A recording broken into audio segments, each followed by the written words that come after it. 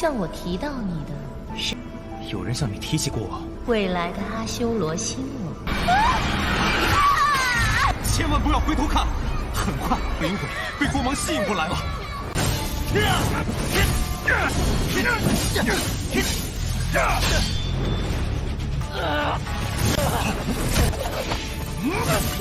修罗魔杖！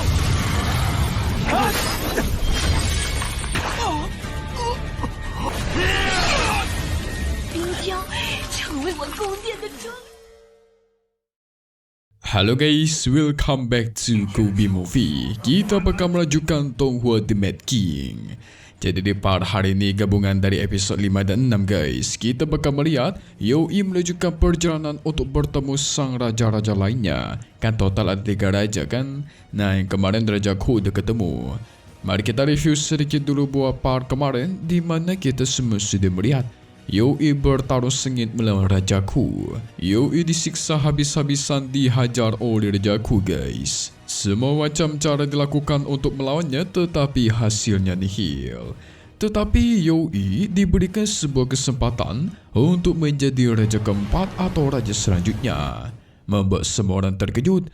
Yoi pun disuruh untuk pergi menemui kedua raja lainnya untuk mendapatkan persetujuan. Karena itulah satu-satunya cara untuk menjadi raja selanjutnya guys. Sementara ada seorang peramal yang bernama Xin Yue, dia mendapatkan penglihatan ada seseorang yang bakal menjadi raja Asura keempat. Dia juga mengatakan orang tersebut sebentar lagi itu bakal datang untuk menemui Raja Chan. Kita juga kemarin sudah ditampilkan sosok dari Raja Yuan yang merupakan seorang wanita dan dia sangat suka memakan daging dari prajurit dewa guys. Ngeri kali nih. Sehingga dengan ini pun kita masuk ke intro ya guys. Hehehe.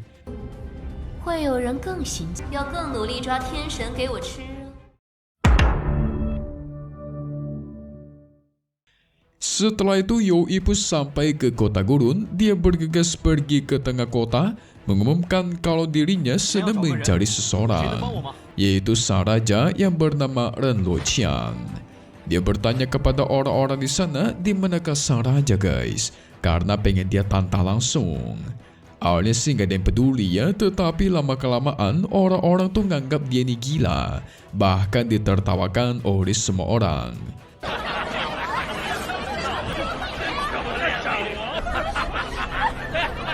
Tapi gak lama dari itu, muncullah seseorang yang langsung menyerang dia guys. Orang tersebut penasaran, memangnya kekuatan macam apa yang dimiliki oleh Yoi sampai dia bersikap begitu sombong. Yoi gak mau kasih tahu guys, dia membalas hal tersebut, itu gak ada urusannya denganmu. Membuat orang tersebut murka dan langsung maju untuk menyerangnya. Dengan sigap Yoi menghindarinya, tidak mau kalah, dia membalas dengan maju menerjang. Sehingga terjadilah pertarungan super sengit di tengah kota. Saking sengitnya pertarungan mereka membuat semua orang berkerumunan untuk menontonnya guys. Tetapi Yoi jelas jauh lebih unggul, bahkan berhasil mempaskan orang tersebut. Namun apa yang terjadi, tiba-tiba muncul lagi seorang anak muda yang langsung menyerang dia guys. Yoi merasa tertantang dan langsung bertarung. Tapi lagi-lagi abang kita Yoi jauh lebih kuat, berhasil menghempaskannya kembali.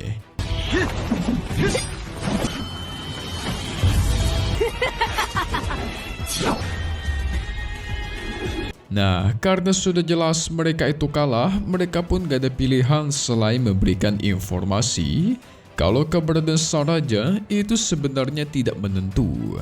Bahkan tidak ada yang tahu jelas di mana keberadaannya guys. Yoi pun pergi dari sana dan mencarinya sendiri. Tetapi di tengah perjalanan dia mengetahui jelas ada sekitar 2 orang misterius yang mengikutinya memata-matai dia guys. Alhasil dia pun turun untuk menghadang orang tersebut. Tetapi apa yang terjadi, mereka berdua itu malah kabur ke arah yang berlawanan. Yoi mengajar salah satu dari mereka dan setelah tertangkap, ternyata orang misterius itu adalah Chie guys. Wah, kok dia ngikutin si Yoi ya? Makin suka nih kayaknya nih. Yang berarti satunya lagi itu adalah Wanku alias ayahnya Cie. Membuat Yoi bingung dong kenapa si Cie mengikutinya sampai datang ke sini coba. Cie pun membalas kalau dia hanya ingin mengikuti rajanya. Jadi itu adalah hal yang wajar, Apalagi dia melihat Yoi sekarang kesulitan, dia pun memberikan informasi kemungkinan sang raja ada di daerah yang konon katanya sangat misterius dan berbahaya, yaitu tepat di tebing Telarang. Mendengar itu, Yoi pun berterima kasih dan segera pergi ke sana, guys. 你是一路跟着我来的？ 难道不是理所当然的吗？怎么，不能是我吗？都会顺利的吧？ 小事而已。 Singkat cerita, malam hari sudah tiba. Akhirnya Yoi sampai ke tebing Telarang. Tetapi apa yang terjadi, baru aja dia berjalan sedikit, dia tuh langsung terkena jebakan, yaitu kakinya dirantai. Gak cuman itu, muncul juga duri-duri sangat banyak dari dalam tanah mengincar dia, guys. Untungnya dia sangat lincah, bisa menghindari itu semua walaupun sedikit terluka.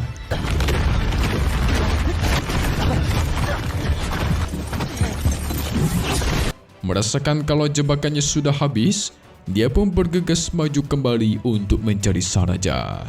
Tapi tiba-tiba dari belakangnya muncul sebuah batu yang sungguh besar, membuat dia terhempas hingga masuk ke dalam sumur.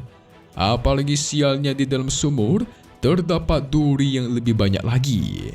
Nggak kehabisan akal, dia langsung menggunakan pedangnya untuk menahan tubuhnya supaya bisa perlahan kembali ke atas. Mantap, pintar nih.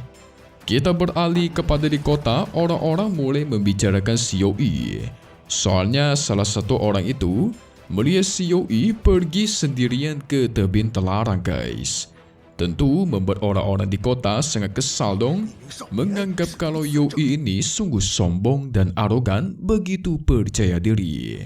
Sampai-sampai mereka yakin Yoi nggak bakal berhasil, guys. Nggak bakal selamat, tidak bakal pernah kembali lagi. Apa benar demikian ya? Tetapi salah satu dari mereka juga merasakan penasaran. Dia menduga kemungkinan Yoi merupakan pemuda yang sempat viral tepat di festival pendewasaan waktu kemarin. Yes, benar guys, soalnya sempat muncul berita dari festival pendewasaan itu di mana seorang pemuda berhasil membantai semua penantang sampai diakui langsung oleh Raja Ku. Gak lama dari itu, tiba-tiba ada seseorang yang muncul membalas kalau dia yakin Yoi bakal selamat. Yang ternyata itu adalah Wanku, guys. Jadi sekarang si Wanku mendukung Yoi ya. Wanku juga menjelaskan kalau si Yoi bisa dibilang sebagai seorang anak harimau yang baru lahir. Dia dikabarkan bakal menjadi Raja Asura yang baru. Gak cuma sampai situ, Wanku juga mencoba mengajak orang-orang ini untuk bertaruh dengan semua uang yang mereka punya.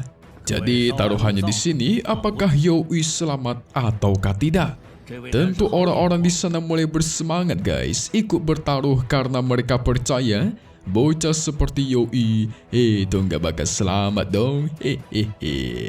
带领我们回到天上的男人，他呀可是出生的猛，是一个少年，能有多厉害？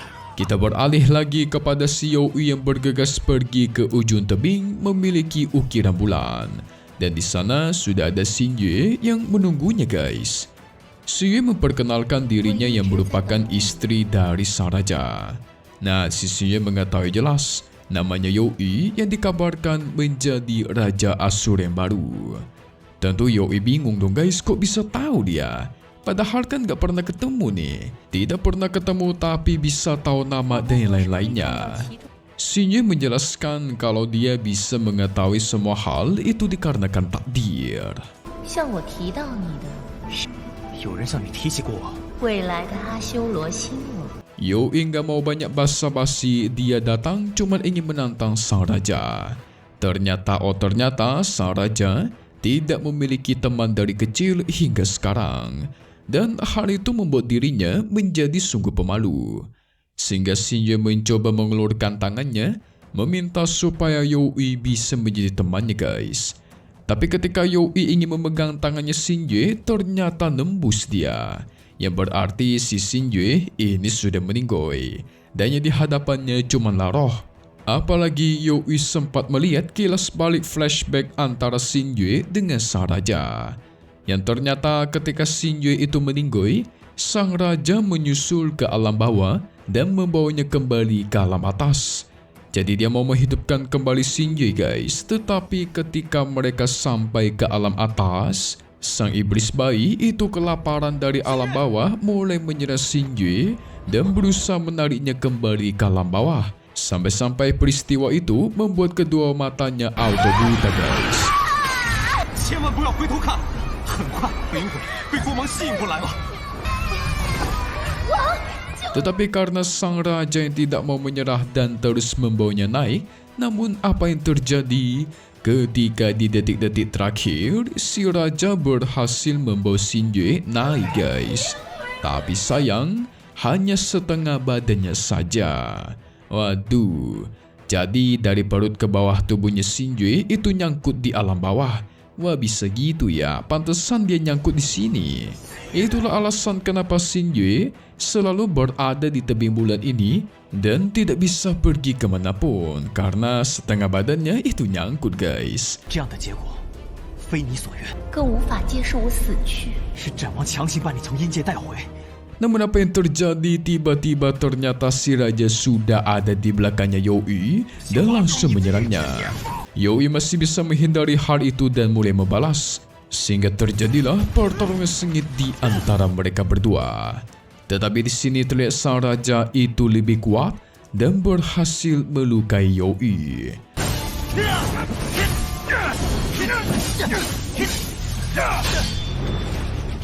Namun Youi sama sekali tidak mau menyerah. Dia mengumpulkan kekuatannya, menggunakan kekuatan Dewa Perang dan mulai menyerang. Tapi sayang semua serangan itu dengan mudah dihindari oleh sang Raja Chan dan langsung membalas. Youi dihajar habis-habisan hingga dia tersungkur guys. Namun itu semua tidak membuat semangatnya pupus. Dia kembali menggunakan kekuatan Dewa Perang. Gak cuma sampai situ, dia segera menerjang merusak armor milik sang Raja Chan.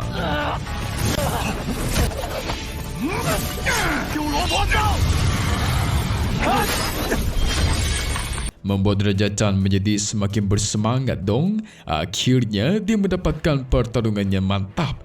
Segera dia merubah tangannya menjadi bor raksasa dan menyerang. Itu membuat tubuh Youi terluka cukup parah. Apalagi Raja Chan menegaskan kalau Youi sama sekali tidak pantas untuk menjadi raja keempat.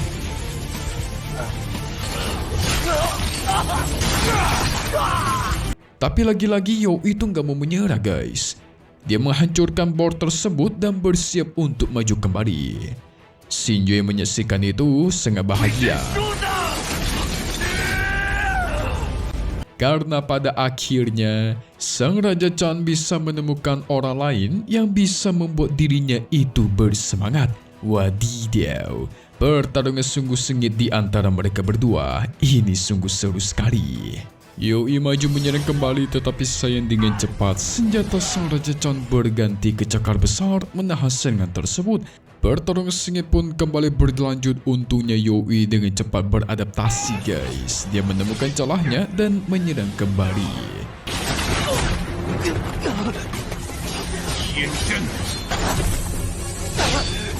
Tetapi apa yang terjadi? Tiba-tiba dari punggungnya sang Raja Chan muncul sebuah prototipe robot itu menghempaskan dirinya. Wow, sepertinya kekuatan dari Raja Chan ini bisa merubah tubuhnya menjadi apapun yang dia inginkan guys. Keren juga ya.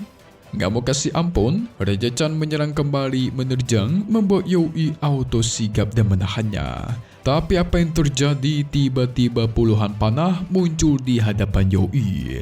Yang ternyata si Raja Chan juga bisa merubah senjatanya menjadi tembakan panah. Membuat Youi semakin bingung kewalahan guys. Di satu sisi si Raja Chan itu lincahnya buka main, menghempaskan dia kembali. Wah gawat ini, nggak jarak dekat, nggak jarak jauh, Raja Chan unggul semua. 在我面前，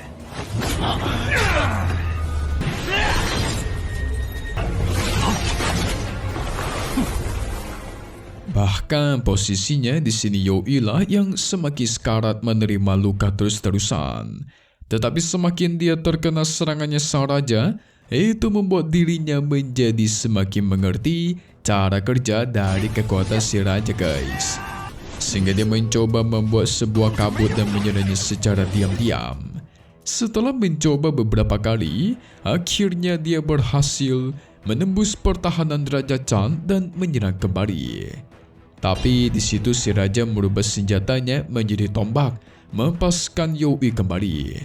Yui mulai mengerti kalau si raja sebenarnya itu enggak merubah senjatanya, tetapi dia mengembangkan senjatanya untuk menjadi lebih kuat.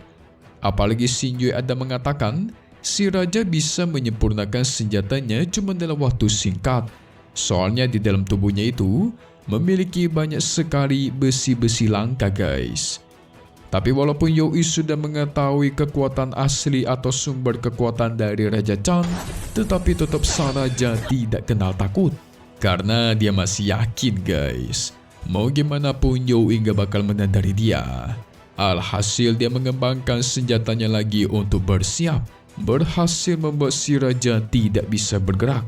Tidak mau melewatkan kesempatan, Yui pun menyerangnya. Alhasil berhasil membuat tubuh dari sang Raja Chan itu terluka parah.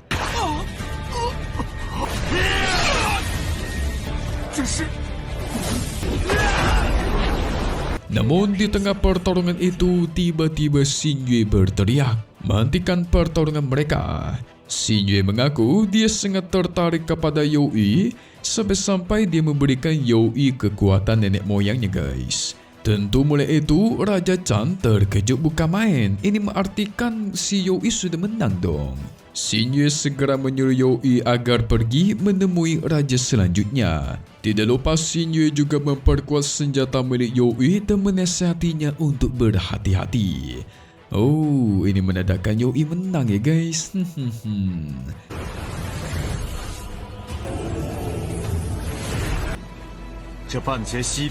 Singkat cerita, Yui pun kembali ke kota gurun. Di sisi lain, Wanku senang bukan main. Dia menikmati makanan mahal di sebuah restoran mewah bersama anaknya. Sebenarnya Cie kesal guys. Ayahnya ini buang-buang duit banget nih. Mentang-mentang menang tapi boros banget. Tetapi Wanku tidak peduli, soalnya ini merupakan uang hasil dari menang taruhan kemarin guys. Sambil tertawa keras, dia menikmati makanan dan minumannya. Gak lama dari itu, Cie merasa kalau dia melihat Yui yang sedang lewat. Dia berlari untuk menghampirinya. Tetapi ketika di tengah kota, mereka malah kehilangan jejaknya guys.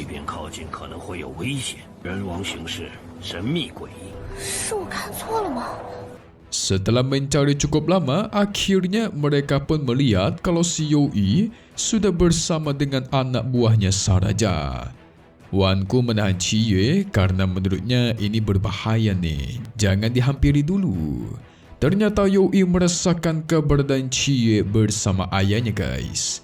Membuat dia menjadi semakin bersemangat untuk melanjutkan perjalanan. Soalnya bisa dibilang Cie itu adalah satu-satu orang yang pertama mengakui Yui sebagai rajanya guys. Makanya dia jadi semangat banget ya kan. Singkat cerita, Yui pun sudah sampai ke hadapan istana sang raja. Dia melihat ada banyak sekali prajurit-prajurit yang membeku menjadi es. Setelah itu Yui masuk ke dalam istana sang raja. Yui langsung disambut dan disuruh duduk berhadapan dengan Raja Yuan. Yui menegaskan tujuannya kali ini, tetapi si raja langsung memotongnya dan menyuruh Yui untuk membicarakan soal makanan yang mereka hidangkan terlebih dahulu. Nah, di sini sang Raja Yuan penasaran gimanakah kabar soal Liao Qi dan Jing Yi. Tentu mendengar itu Yui terkejut bukan main. Gak nyangka si raja mengenal mereka ya. Ternyata Raja Yuan merupakan teman lamanya guys. Jadi ceritanya dia pernah mengikuti pertarungan istana surgawi. Awal terjadi perperangan itu dikarenakan para dewa menganggap kalau para asura itu sungguh ras yang aneh. Apalagi para asura sangat sulit untuk diatur dan bersikap barbar. Itu membuat ada banyak asura yang dipenjara oleh para dewa. Nah, itulah kenapa para Asura mulai dendam dan ingin memberontak. Sampai akhirnya terjadilah perperangan super besar di antara mereka. Tetapi karena jumlah Asura yang terlalu sedikit, alhasil mereka kalah dalam pertempuran itu guys. Dan cuma 99 anggota suku yang selamat dari perperangan tersebut. Nah, Jing Yi dan Liao Qi merupakan pemimpin dari kapal luar angkasa mereka untuk kabur. Nah, karena mereka berdua jugalah akhirnya para Asura pun datang ke dunia ini dan terus berkembang biak menghasilkan anak.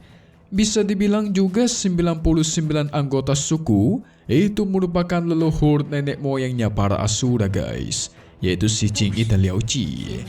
Tetapi sampai saat ini kebencian para Asura kepada para dewa itu masih belum reda guys. Dan selama ini sang raja terus menangkap para dewa dan menyiksa mereka. Raja Yuan pun menyuruh Youi mencoba mencicipi makanan yang sudah dia hidangkan sendiri. Namun setelah dicek, ternyata minuman yang mereka hidangkan itu adalah darah asli guys. Tentu Youi terkejut, enggak jadi minum dia. Raja Yuan penasaran apakah Youi bisa menghabisi para dewa? Itu membuat Youi auto terdiam. Pikirannya langsung kosong dan tidak bisa berbuat apapun. Jadi darah yang dihidangkan dan daging dihidangkan itu berasal dari tubuh dewa yang ditangkap oleh Raja Yuan ya guys. Raja Yuan bertanya pendapat si Youi apakah semua orang harus membenci para dewa. Tetapi Youi lagi-lagi nggak bisa jawab. Soalnya dia sendiri sama sekali belum pernah ketemu sama dewa apalagi melihatnya. Nah, dari situlah Raja Yuan mengajak Youi untuk ikut dengannya karena dia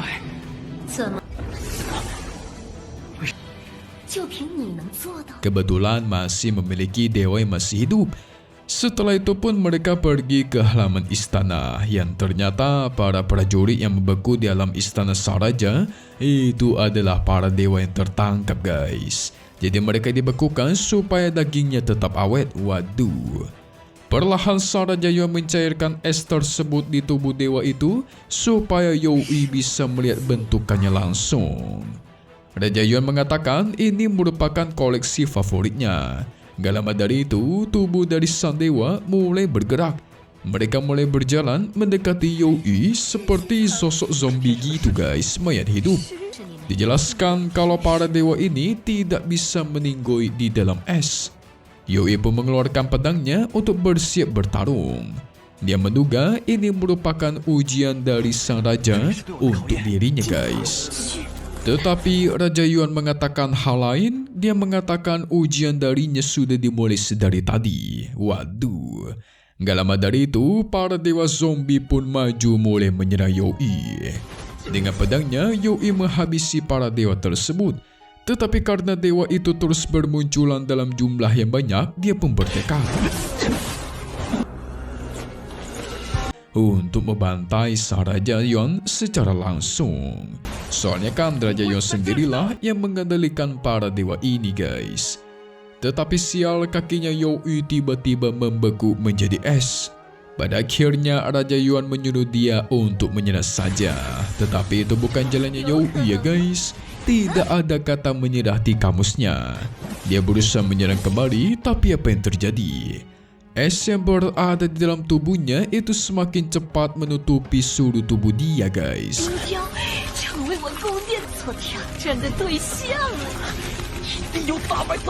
Wadidaw, gimana nasib MC kita biar bisa selamat deh guys? Apakah dia bakal selamat dari ujian dari sang Raja Yuan es? Kira-kira gimana cara dia lolos dari mimpi buruk ini dan gimana cara dia mendapatkan pengakuan dari Raja Yuan es? Kita tunggu lagi di part 7 ya guys. Asura atau The Mad King? Yes, hari biasa, secepatnya. Update lagi nanti buat tonton selanjutnya dan pastinya cuma di sini ya guys. Hehehe. Kobi Movie. Thank you buat guys sudah nonton dan selalu support channel Mimin. Semoga kalian semua sehat selalu. Memang pamit undur diri dulu. Kita bakal ketemu lagi di video-video selanjutnya. Oke kalau gitu, see you guys.